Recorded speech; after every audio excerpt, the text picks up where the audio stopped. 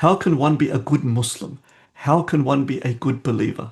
Unfortunately, many of us cannot make a distinction between mimicking the Prophet ﷺ and following his example. Mimicking him has a lot of merit, of course, but following his example requires an immense struggle, an immense jihad, inwardly, altering your inward state so that it affects your outward actions. The Prophet ﷺ said, Al-Muslimu man salima an-nasu min lisanihi wa yadihi. The Muslim is the one from whose tongue and the one from whose hands, yani limbs, humanity sees no harm. Now this is very difficult for people to incorporate. How can you live a life in which what you say never harms anybody, never hurts anybody? How can you live a life in which whatever you do, whatever action you take, the repercussions of which will not harm somebody?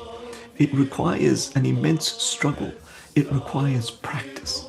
And one of the best places in which we can initiate this practice, transforming our inward state, is to practice this with the ones we love most and the ones that we interact with most. Husband and wife, for example.